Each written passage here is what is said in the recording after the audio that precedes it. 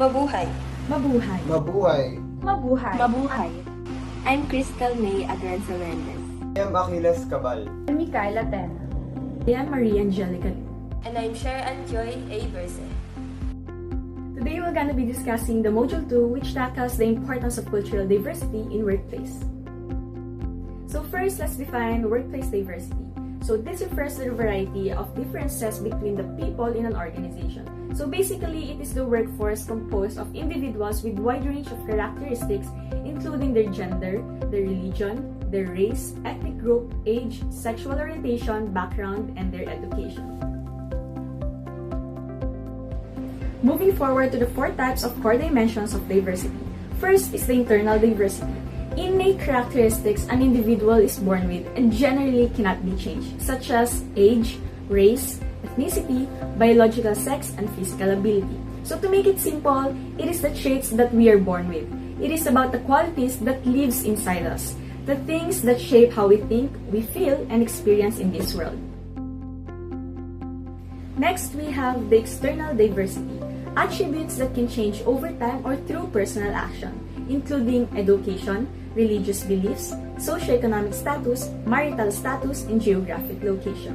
So unlike the internal diversity where we have it biologically, the external diversity are the traits and experiences that shape and change our identity over time that are usually influenced by our environment, life choices, and life path.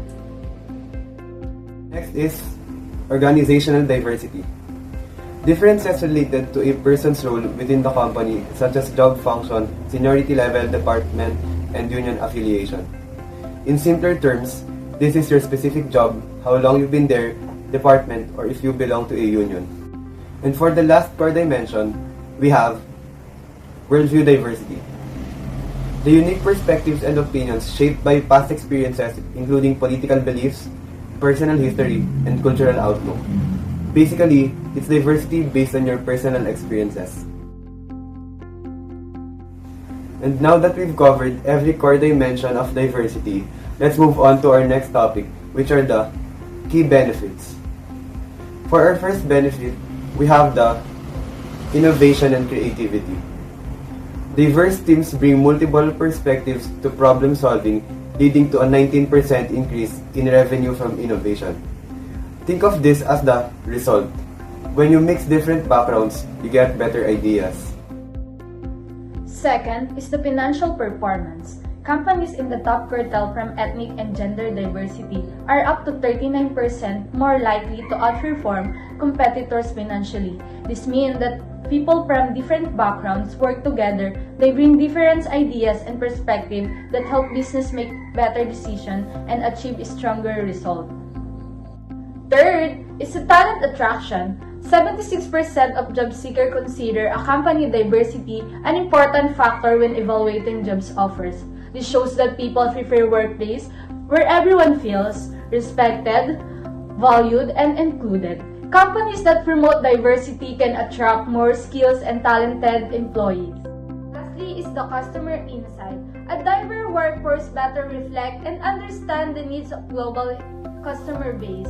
Employees from different culture and experience can relate more to customers, which help improve products, services, and customer satisfaction.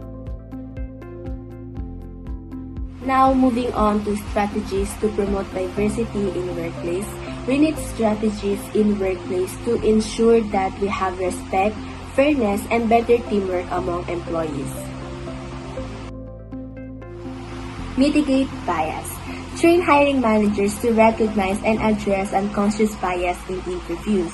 To mitigate bias in workplace, our companies can train our hiring managers to become more aware of the unconscious bias during an interview. So in this way, we can help them make more fair decisions by focusing on the applicant's skills, qualities, and experiences rather than our personal opinions or stereotypes. Unconscious bias training. Educate employees and leaders on biases that affect decision-making and interactions. Unconscious bias training helps employees and leaders to understand that everyone has biases even if they are not aware of it. By learning how these biases affect decision-making and interactions, employees can treat others more fairly and respectfully in the workplace.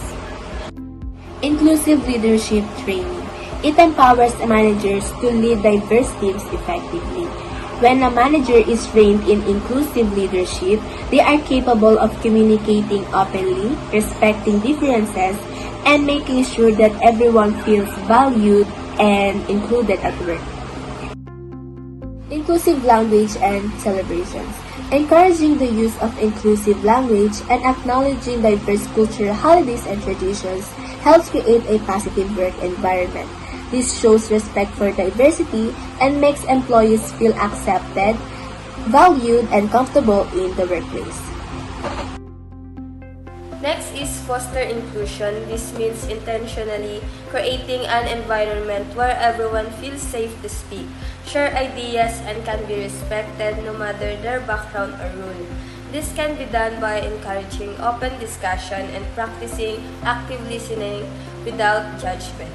When employees feel that their voices truly matter, they become more engaged. Using tools like survey also help gather honest feedbacks, especially from those who may feel hesitant to speak up, and show that their opinions are valued and considered in decision making. Next is supporting ERG or Employee Resource Group. Supporting ERG means actively backing this group so they can build strong communities and provide meaningful support for underrepresented employees. This includes giving them enough time, resources, and leadership support. ERG creates safe space where employees can share experience, support one another, and advocate for inclusive policies. When ERG are supported, employees feel seen and valued, which strengthens both workplace culture and a sense of belonging. And next is developing inclusive policies. Inclusive policies are clear and fair guidelines that recognize and support the diverse needs of employees. This includes flexible work arrangement, equal opportunity, and strong anti-discrimination measures. Such policies help ensure that everyone is treated fairly and with respect, while also creating a workplace where differences are accepted and supported. And lastly, leadership commitment play a very important role. This means that senior leaders actively champion diversity, equality, and inclusion initiative. They set the tone for the entire organization by modeling inclusive behavior and supporting DEI effort. Leaders must also held accountable for measurable progress to ensure that DEI initiatives are not just promises, but real and sustained action.